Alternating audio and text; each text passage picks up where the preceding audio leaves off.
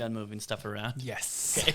Why? Can I ask you a question? Yeah. You have not solved a case in 35 plus years on the force. Why do you keep looking for new ones? Don't you think maybe you should finish one first and close a case and tell a family what happened to that bad movie that they lost years ago? But instead, you just keep piling them up.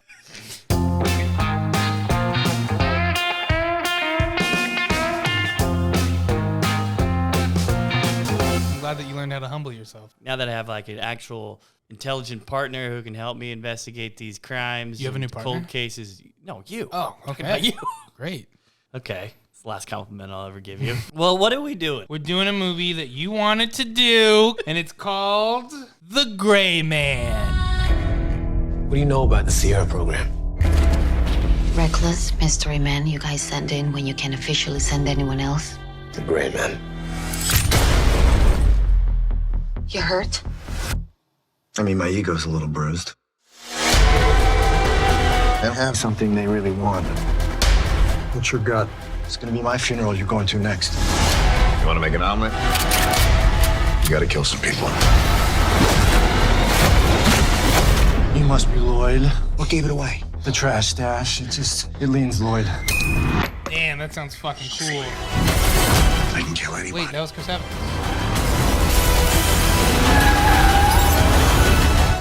Maybe not anybody. We forgot Billy Bob Thornton. They got the Thorpe in it on Netflix, coming out July 22nd. The Gray Man, starring Ryan Gosling, pretty boy from the Mickey Mouse Club, and Chris Evans, and another dude, I forgot his name, I'm sorry. Can I ask you a quick question? Go ahead. As a man, do you find Chris Hemsworth, Chris Evans, Chris Pratt, or Chris Pine more attractive? You know, can I be honest with you? In my younger years, I would. Oh man, see, I love me some Chris Pine. You know, I'm a pine tree guy.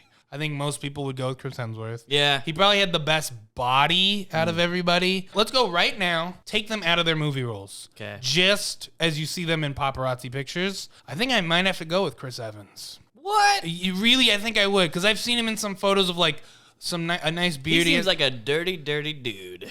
It's not going to be fair. He's not everyone gonna has. call you in the morning. I think everyone He's has definitely their not going to be preferences. considerate of you. Here's the thing, though. It's Chris situation. Evans. I think any of the Chris's would be allowed to get away with that. Chris Hemsworth would be like, let's go surfing first. Yeah, I'll teach you how to properly work out. I don't think so, man. Eat good food. If I had to pick, I think Chris Pine's probably the most. I bet he's take like you to Vegas. You go gambling. First date. He wouldn't take you to Vegas. He wouldn't. No, he'd take you to. Yes, he would. He'd take you to Chris Montecino when he. We're I'm talking reading about this all wrong. We're talking about Chris Evans. Chris Pine. Chris Pine. This guy wears $1 million suits. So why would he go and get some Panama fucking hookers, Jared, if he wears $1 million suits? He'd be in Milan at a fashion show, and one of the top models there would look at him, and he would be like, "Oh, whatever." And then with he stirs his drink with a $100 bill. Oh my god, I love that. That's not where I thought you were going. Where he was stirring his drink with, but I'll take it. Because he's classy. Then he picks you up on a jet, takes you over to fucking Paris for breakfast. Yeah. You go to the Louvre, which I don't know if you know this, but it's a place with pictures. And then he fly you to Switzerland for snowing. I don't know when you said skiing. lube, I just thought of like a sauna with lube. Right. So the movie we're doing is The Gray Man. No, let's talk about the dates that we would go on with these men. Okay, right. So now you're on a date with Chris Pratt. Where is he going to take you? Chris Pratt? Yeah. Chris Pratt would take you to his father's hunting lodge that his grandpa made. Then after you go hunting, he would take you to church. Chris Pratt seems like the kind of guy where if his grandma don't like you, you're not getting married. Which one do you think would be more likely to take you to an orgy? Surprisingly, Chris Evans. That's what I'm saying. But that's not necessarily He's a dirtbag. That's not a bad thing. You're labeling everybody in orgies as a dirtbag, Jared. No. It's not necessarily a bad thing. Okay. I feel like Chris Evans would you would be surprised. You'd go on a date with him, you'd be in Boston, and then he'd take you to a Red Sox game so you could boo at the Red Sox because they suck. And then he'd probably take you to a pub and his friend Joey owns the bar, but and that's it. And then you go home and be like, wow, and you'd have hot dogs for dinner. And that's Chris Evans. Okay. Chris Hemsworth. He's like a shirt off, run down the beach. Shirt off. Guy. He has a bandana tied around his neck, rolled up. It's all wet. I need the He's shade. wearing surfboards. I need well, yeah, but we're not talking about SPF. you. We're talking about a stronger woman than you. Right. You're weak. You're a weak woman. I'm talking about if a woman could be an animal, he's dating a lion. Okay. He's not dating some fucking quail with one leg, Jared. That's you. You're a one-legged quail as a woman. Yeah. Who else do we got? Yeah. That was everyone. Covered Chris there you go. Pratt. I think Okay, that's Oh, okay, let's get to it. All The right, Gray Man. so we got Chris Evans going head-to-head with Ryan Gosling. Oh, they're going head-to-head? Yeah, Spoilers, I think so. I didn't know. Oh, man. I saw the trailer. I watched 5 seconds of the trailer and I stopped. Oh. I said, I'm not doing this to myself. And then I listened to a interview with the Russo brothers, the directors, and they said this is a title fight between two Hollywood hunks. Yes! Hunks, huh? Yeah. I wouldn't say hunks. Neither would I. I wouldn't label them as hunks. Who do you think is the hunkiest man in Hollywood right now? The hunkiest? Yeah, if you were to say.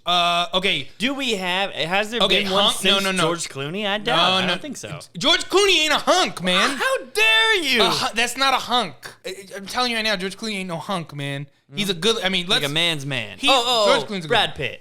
It's just because you're not a hunk don't mean you're not sure. great. You know, hunk. I don't even know his name. The guy from Reacher. Oh, okay. Jack Reacher show. Yeah. That to me looks like a hunk. Yeah. George Clooney, man's man. Matthew McConaughey, man. Brad Pitt, man. Men want to be them. Men want to be with them. But it's. I wouldn't label them as hunk. You know, suave or hot. But hunk, I would go the guy from Jack Reacher. Fun fact about Ryan Gosling: he's married to one of my childhood crushes, Eva Mendes. Oh my God. Really? Oh, by the way, that hunk's name is Alan Richardson. That guy probably I'd say is a Hollywood hunk. Okay. I'm sure there's other actors, I just can't think of any, but he's in my head. Did you ever hear his interview where he was depressed and thought about suicide? Yeah, but he couldn't find a rope because none of them were thick enough to hold him. Yeah. That's crazy, huh? It's real sad that he actually told in an interview that he was threatened by a Hollywood elite female actress that she had to have her way with him, or she was going to try to Me Too him. And he said no? Yeah, still, because he's married. And he left? Yeah. Damn, he's a stronger man than me, physically, emotionally, everywhere. Wow. Good for him. Well, that's the thing. In the interview, he was saying that he's not so tough emotionally, and that he feels pain. A lot of he's like a lot of, like the bullies, you got to give him a hug. One time I give my bully a hug. Chiseled out of marble on the outside, soft as jello on the inside. That's right. That's how people describe me. Really? No, I'd say people describe you as a jello-filled quail with one leg. You're pathetic in every way possible. I don't want to talk about hunks anymore. Yeah, let's not talk about damn hunks. Just to let you know, the polar opposite of a hunk is you. It's called a jer. There's a hunk, and then on the other spectrum, it's a jer on the other end.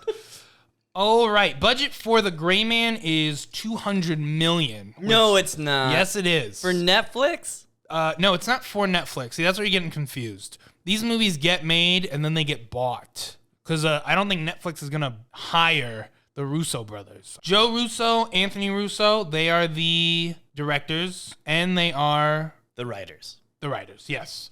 They did the paintball episode in Community, I think. That was them, right? And then I heard a thing a long time ago. Was that what got them noticed to do Captain America, the first one? Correct. So that episode got them noticed. I watched an interview with Vanity Fair with Joe Russo and Anthony Russo. No and relation. Exactly. Yep. And they talked about the fact that they were put on a short list to direct an upcoming Marvel movie because of that scene. That's so interesting. I really thought that they wanted television directors to serialize these type of movies where, you can, as they are quoted by saying, you can have the bad guy win because they know it's a story that's ongoing. That's smart. Okay. That's back when Marvel Disney had a brand. Okay. Do we need to go over the Russo brothers, no relation? Do we need to get over their filmography? They've done I would like to. Okay. The Russo brothers, no relation, came from the school of Rebel Without a Crew. That is Robert Rodriguez's book that came out on how a 23-year-old filmmaker was able to make a feature film, El Mariachi, for only $7,000 Whoa. to become a Hollywood player. That's pretty cool. Well, the Anthony Russo, I believe, he dropped out of law school after reading that book. He was in law school? Excuse me, what was that? You're going to law school, something where the average Joe like me, you're sitting at home in a hot house, you don't want to put in the AC because it's too expensive, and you're looking out a window, the shades are down, and you're just staring at a window thinking like, what have I done with my life? What am I doing with my life? And then all these things go through your head like, maybe I should have been a lawyer. Why? Oh, because, it's successful. And you even have the fucking fortitude to be a lawyer. Anthony Russo does. Then he has like the drive, determination, the fortitude to drop that and then just be like, nah, I'll just make Hollywood big buck movies now. With my brother. With his fucking brother. And it's just like, where does he get that juice from?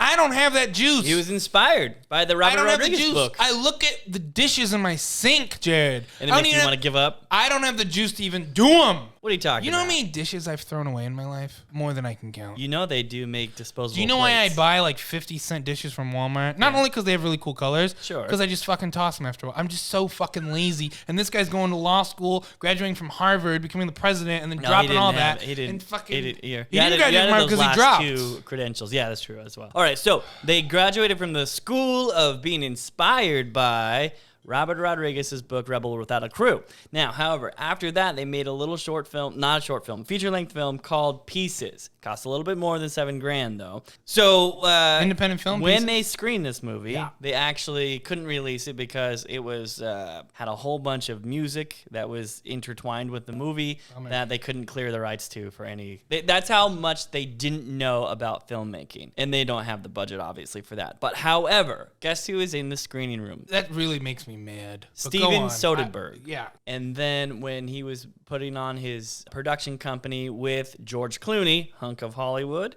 Stop saying that.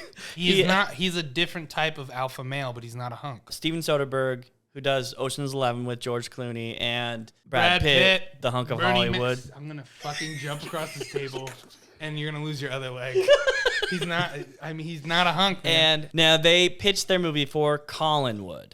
The brothers Russo. The Russo brothers, no relation? No relation. And George Clooney liked it so much that he actually wanted to be in the movie. So the Russo Stay in brothers, here. the Gets Russo cold. brothers make a fucking little film that they can't even release. Correct. But in the screening, Sodom Bottom's there, whatever his name is. Soggy Bottom Boys are there, right?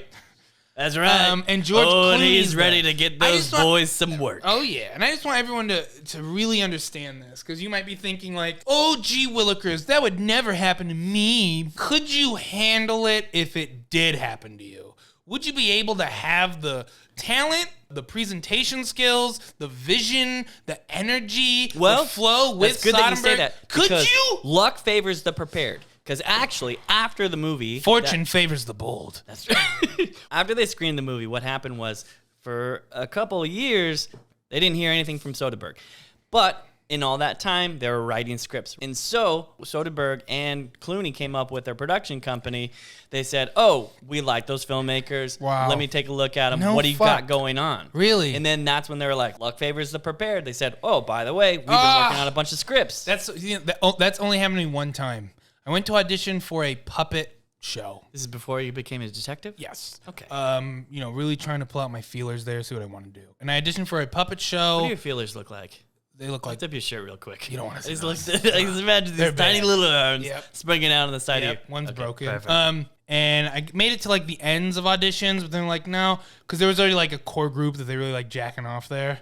They like went to the shows and they're friends with the people running it, so I'm like whatever. But it was really cool because they had such really cool puppets. I've never done puppeting before. Years later, and I get a fucking phone call. It's the puppet people, and they're saying, "Hey, you still interested in doing the puppet show? Can you come in and audition?" And I said, "No." Kind of like the Russo brothers, no relation. Okay, I got a question for you. Okay. So Collinwood, that was a production company from Steven Soderbergh and George Clooney. Yes, eyebrows. The eyebrows of Hollywood, That's- George Clooney. Oh, I like that. Well, Collinwood was released in 2002. Ooh, okay. And it opened in 16 theaters. And can you imagine? It opened at number 41 in the box office. could. And made a resounding $75,000 opening weekend. What's Collinwood even about? Is it just a passion project that George Clooney got hard for, or what's up? Well, it says, I'm not going to read it. Who cares? Nobody Who gives a cares fuck? about Collinwood. Yeah. The Russo brothers, no relation, have done a couple fucking movies, and then they did an ass ton of Marvel movies. You know what movie they did do that I was like, what? I can't believe they did that one, was You and Me Dupree. That's all right. But I think they really hit their stride with their directing style when they came out with Arrested Development. They did Arrested Development? Yep. And then, of course, they made Community as well with They Harmon. made Community. Yeah. Oh. They're all part of the opening, And then they did the paintball episode, which got them which got Captain noticed. America. Yep. Yeah. Well, Obviously, they blew up with Captain America. yes, exactly. of course. Suddenly Yeah. they're mainstream. Obviously. They're on demand. Chris Evans Now, what blew did up. you think about all the Marvel movies coming into Captain America Winter Soldier. Did you think that kind of like changed the way that they made the Marvel movies at that point? No, I thought there was a overlord of the Marvel movies back then, which there obviously was, that kind of had one vision. You did? I think so, and it's just like, this is kind of the feel we're going for, and then that's why you had better Marvel movies. And then later on, it's a bunch of idiots making trash and no vision, and now it's just all garbage. You know what? We're not even talking about Avengers. You can't stop talking about the Russo brothers, man. Okay, go ahead. What else you got? We're talking about the Gray Man. Okay, tell me everything. Written, directed by the Russo brothers. Oh my God, have you seen them do the Avengers movies? Did they? They were co-writers with Mark Greaney, I think how you say his name. He's an author, and he wrote A Gray Man, which is a 12-book series. And that's what this movie is based off. And you know me, I'm such a good detective, and I read all of them. Because I don't play around, Jared. Did you really? No, I don't even know where the closest bookstore is. Why would I even dare to buy any books and read them? Because books and readings, they're for nerds. Interesting thing about the producers. Well, I wanted to tell you, too, because you said that Netflix was not part of the production company. Well, I just found that... I said they didn't make the movie. That's true. I'm going to... So we got Stilking Films, Roth and Kirschenbaum Films, and Netflix as the production companies. Right. The distributors are Netflix Yep. and Mako, M-A-C-O. That must be some overseas shit. Yeah, you're right. Argentina. I did a little searchy on the producers. There's a couple. There's like 4 or 5. The Russo brothers, no relation. They are producers. I think his name is Joe Ross. And you said Ross Productions. I believe he's one of the producers involved in that. He was born in 1947, I think. So he's an old fuck, and he's still making movies. Good for him. There's a producer, John Kreishelbaum. He did Hustle. He did Triple X The Return. He's involved with the Fast and Furious movies, so he's got money in the pocket. He did Wanted. Another producer is Mike LaRocca, Everything Everywhere All the Time. Did you see that? You said you saw that? Okay, he's involved in that movie. And then he did Chadwick Boseman's 21 Bridges. 21 Bridges. Yes, because I know for some reason that's like a big thing for you, 21 Bridges. That was like, I came in here and you asked one question. I thought the Russo brothers directed it. Why? Why? Well, because for the Russo brothers, because you know I love talking about them. You love the brothers, no relation. I thought that after the wild success of the Avengers, Infinity War, the next movie that they were going to make was 21 Bridges. But they actually just made Cherry with Tom Holland. You know, can I say something? Yeah, please. I don't get it. What? Tom Holland. What? It just doesn't hit me the right way. I don't understand. Okay. Everyone loves Tom Holland. Why don't you love Tom Holland? I don't know what it is. He's like America's treasure. He's first off, he's British. Oh. Second off, I just don't understand the appeal. Well, here's my problem with Tom Holland. They're better than you, Insane better with- looking. Oh. They have more money, Yeah. more women. Oh, no. They're fit, they're fun, they're attractive. They do everything you wish you could do. Is that your fucking problem with them, Jared? I think that Tom Holland and Chris Evans, the Russo brothers, even Chris Hemsworth, all have these problems with outside of Marvel, they're really not box office draws. That's interesting.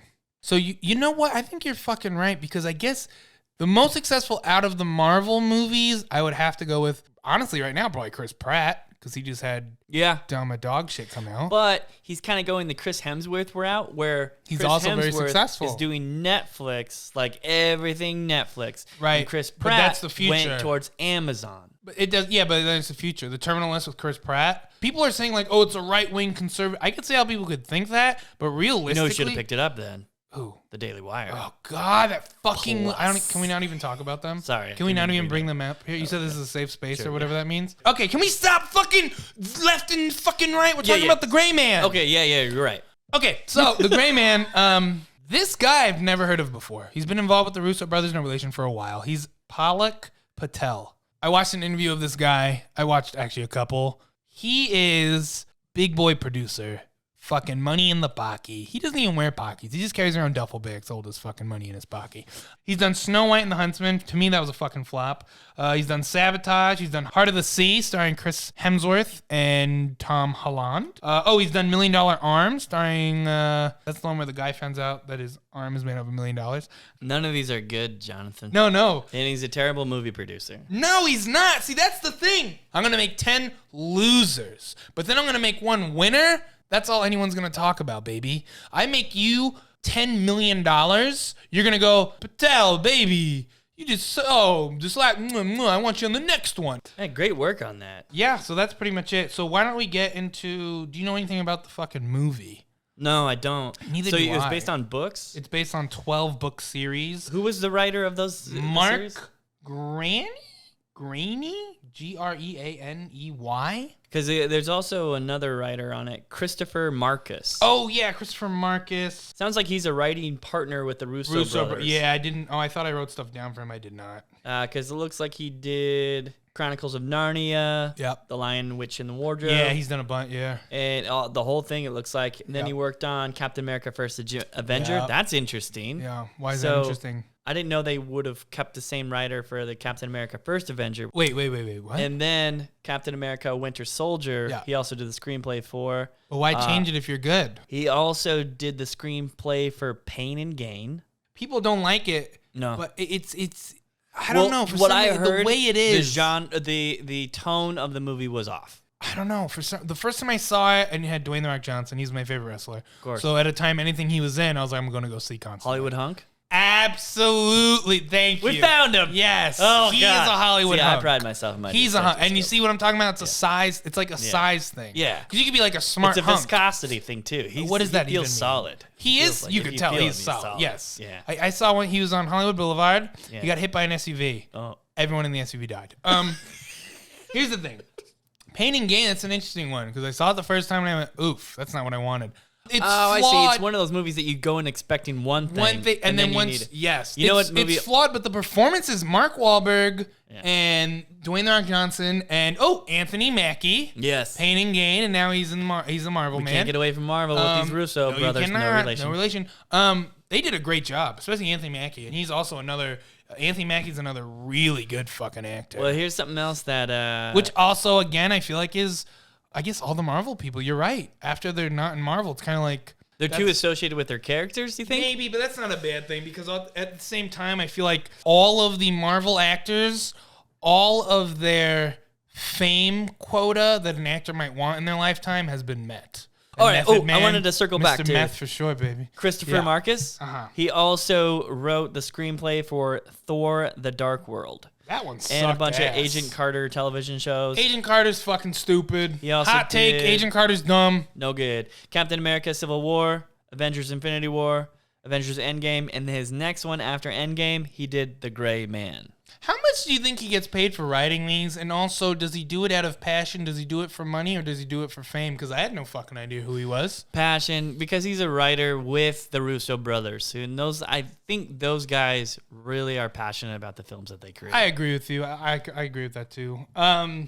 There's a group of writers. Okay. You got Stephen McFeely, Christopher Markus, the Russo brothers. No relation. Boom. Okay. Okay, sorry. Moving on. Oh, don't you want to talk about the cinematographer? Oh, yeah. Please hit me with it. Okay, we got Stephen Windon. Now, he's done cinematography work for... Has he done Turkish Airlines? Not that I saw, but he did damn do it. Deep Blue Sea. Close enough. That's what I'm talking about. Wait, Deep Blue Sea? Man, Starring that chair Thomas Jane? squeaks so fucking bad. Why do you got a rolly chair? Get a new chair. Hang on. It's just me. It's my fat Go ass. get a new fucking chair. He also did Fast and the Furious, Fast 5, G.I. Joe Retaliation, Fast 6, Fast 7. He's done The Fate of the Furious, Star Trek Beyond. All right, well, you will say that about the cinematographer. He knows how to shoot action movies. That's amazing. Okay, now, going on to the editor. We got Jeff Groth. Not a female, but... You don't know. I got to tell you a couple... I don't know how he identifies. You're right. God damn, me as a... He identifies as editor, Jared. God damn it. Well, okay. Did you not go What? to the precinct mandated pronoun training? That was the reason why they actually called that meeting. You skip all of them. They're like, and Jared's not here again. Guess we're gonna have to do it next week, guys. So now the editing I heard in this movie was actually phenomenal. There's a movie that came out Who'd in you hear 2012. it from? Little Billy Sims. Who's Billy Sims? He's my informant. You have a new I informant? have a new informant. I had to get rid of Rio Holy. Get the fuck out. Why? Well, all right. He outed me in the second grade, so I had to get him out of here. Did you want to? I forgot that.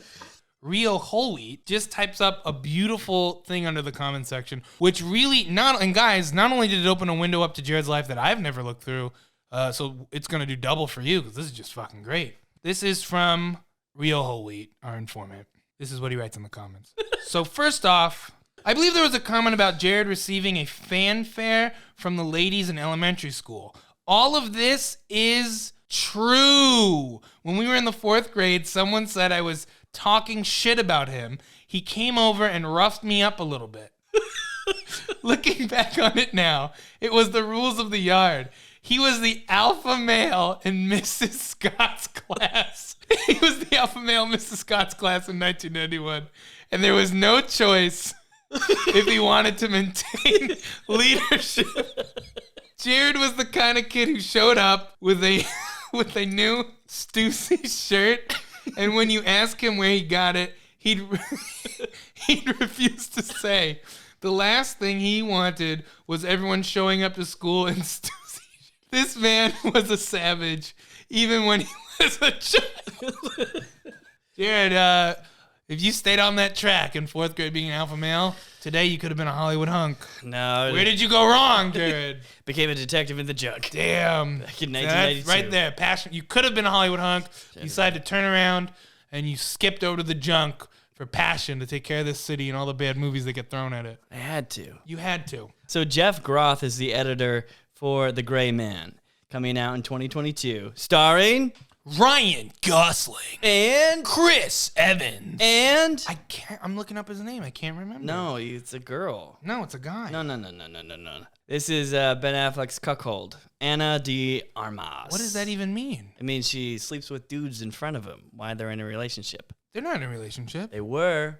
And they made a whole Hulu television show about it. It was just like a documentary on Oh, their that's not real relationship. then. Well, no, it was a relation. It was a documentary on their relationship. Bullshit. No, I swear. I never seen it. Because what happened was she would Okay. sleep with very young dudes, and then Ben will get all hot and He would bothered watch by it? it and go Oh. murder them. Really? Yeah. Oh, okay. So it is a documentary. Yeah, I exactly. never understood that. That's weird. She was in Knives Out. Oh She my was the God, was Bond- she in the new James Bond? Yeah, but Was she she the wasn't chick a in Cuba? She wasn't a Bond girl. Though. No, You no, can't she was call the her chick in that. Cuba. I've been depressed for so long, and then I saw her on the movies, and my heart finally pumped. I was Another like, good oh. one to watch is called Knock Knock with Keanu I've seen Reeves. that. Of course, only parts of it though. No time. Also Blade Jared. Runner, so this would be Blade Runner, her no- second outing with the Goss. No Time to Die. She was the best part in that. I mean, literally, like her action scenes in that were fucking badass. They were slick Rick shit. They were Definitely the hottest girl in Hollywood right now. really, Hot take. really. I believe that for Wow. sure. Yeah, See, I don't look at women like that. I'm glad you do. I definitely. You didn't do. go to that chauvinistic pig meeting Again, mandatory by the precinct. and then I didn't show up again. By the way, I had one of our friends actually asked, so did you guys, she was asking if we actually finished each other's semen donations. No, because I know. Well, the problem with Jared is he can't fill up the sample size cup. Right, so you have give to it. help me. So I go in and I just top it off. Thank you. Okay, but moving on. This editor also did The Hangover Part 3, Todd Phillips. Did you see Hangover Part 3? I think he works with Todd Phillips a lot because Really? He's a good- Project Todd X Phillips. was also a Todd Phillips production. Really, but he didn't direct it. Right. Yeah. No. He also edited Joker with Yep, Joaquin Todd Phoenix. Phillips. Yep. Todd Phillips is actually really good. You Doesn't know. look like he's edited here's very the thing that many did- action movies, though. Oh, interesting. Yeah. Well, with the cinematographer who does all the Fast and Furious movies, I'm sure the Oh, action's going to be jeez. galore in this Yeah. one.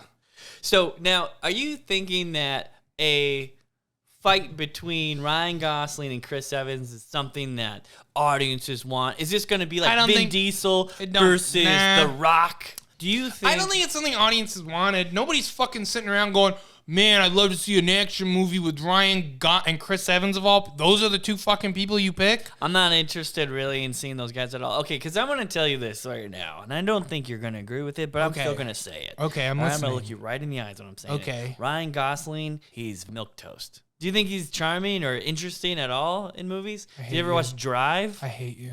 I hate you. You really don't like him? No. I think he's good, man. Question. Okay. So, this movie coming out to Netflix, I think that this could have been released in the box office and done remarkably well. Oh, abso-fucking Especially with a budget of $200 million. $200 What is million. Netflix Ryan thinking? Gosling, Chris Evans. Okay, Six Underground, Red Notice. Six Underground. All those movies that have Six coming out with Underground was Netflix. Not good. I couldn't even watch it. I couldn't get through because that was Michael Bay, right? Yes, and Six Underground, and like I said before, my dad has seen every movie on Netflix, and he thinks they're good. I've seen Six Underground. What about this? There's parts that I like, but it's not good. I know Reynolds got involved with Netflix somehow. So what about the Adam Project? What do you think of that? I didn't watch it. I wasn't going to waste my time. It's dog shit. Red Notice was fucking stupid. And I hear people go, it's a fun movie. 12 Strong, Chris Hemsworth. I don't know if I want to watch that. Don't Look Up, Adam McKay. I'm not seeing any movies that were like what you would consider theatrical releases going straight to Netflix. Here's the any thing, of these though, being any good. If Red Notice got released in theaters, I think it would have had a really strong box office opening, and it would have made its money back. Well, here's a list of the most successful movies on Netflix. Extraction, Six Underground, Red Notice, Bird Box, Spencer Confidential. And then, of course, Murder Mystery. That's the Adam Sandler movie with Jennifer Aniston. If you look up the movie history of Ryan Gosling, I'm pretty sure the things he's been in recently have been very well made. Like, people involved in it are skilled at their craft. I agree. What are your thoughts on The Gray Man? What's your Not going to be good. What really? Yeah. We're probably going to want to turn it off 15 minutes into the movie. You think? Yeah. No way. Netflix has never made a good movie. The Adam Project, nope. Extraction was disappointing for me. I just felt like all the movies were just excess of, Old especially guard. Ryan Reynolds movies. Like all those, it was like too much Ryan Reynolds. Well, those movies, I think, and correct me if I'm wrong, I think it's foreign money Okay. making the movies. Right. So you go overseas and it's basically Nicolas Cage's bread and butter. There's some guy in Romania. He's a fucking gun runner. Now that's a guy I would love to see get a oh. deal with Netflix just to see whatever Nicolas Cage wants to do. absolutely. Like that would blow Yes. my mind. Nicolas Imagine Cage is a great. run of like H.P. Lovecraft, Nicolas Cage Netflix Oh movies. my god. Oh my god. The problem is Netflix will fuck it up. So if this movie does turn out to be Bad. no good, Right. do you think we're going to throw away both Russo brothers? Because we only have one cell. Well, yeah, that's fine. Stack them up. I don't think I'm excited for the movie, but I'm a little bit nervous. So Is do you the think- action going to look empty in the background? And what I mean by that is they're fighting in a city and no one's there. Would this be the first time when I'd be disappointed, but nobody's going to go to jail for it? So you think you're going to be disappointed? And I might throw an Really? actor in jail for this one. Because I would have thrown an actor in jail for the Adam Project. Ryan didn't Reynolds see was that. just so grating and irritating. 6 Feet Underground, also grating and irritating. Yeah. So 6 Underground, I probably would have thrown the Franco kid, Dave Franco, in jail. He was only in it for like 8 seconds. Couldn't deal with it. I love the way he died. Yeah, me too. 'cause What we don't about play around. Chris Evans? He looks like he's doing some character work here. Doesn't look like he's trying to play Chris Evans. Well, hopefully not, because Chris Evans is a person, not a character, Gerard. character, that's true. I liked his mustache. I would like to see him as a regular beat cop. Looks like a trying- Chicago cop. Yeah, I like to see him as a cop trying to catch like the Son of Sam or something. Should we grow mustaches out to start solving cases? Nah, mustache looks dumb on me. I'm not gonna do it. People say the more mustache I get, the more feminine I look. So I don't understand that, but that's what I'm told all the time. You're not ashamed by that, are you? No, not at all. I have a very feminine body. I have supple hips. I've been groped by many a men at the bars, and then I turn around to their disappointment. I've been meaning to ask you. You Yeah. need to have more self-respect and let men just grope you at a bar. No, I do. I go, howdy, cowboy. And they're just like, the hell? And I go, it's not my fault. It's not a sign on my ass, buddy. You're the one who did it. You know what I mean? I don't get mad. It's just like, what are you going to do? I look like I could bear many a children. And I think that's a lot of men. It's a little bit older men, 30, 35. They're like, ooh, I want to have a kid. Then quick question. Yeah, Out of both the leads in this movie, which one would you let ravish your body? that's tough.